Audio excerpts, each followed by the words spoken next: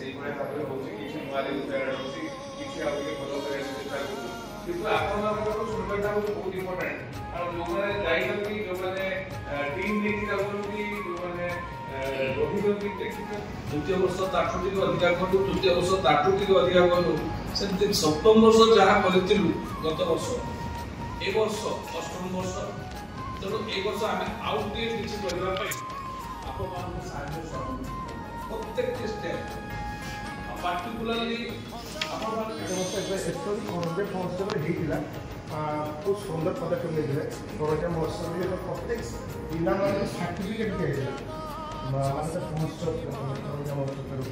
तो मुझे चाहूँगी इंटरसिटी मैंने भवन परफर्म कर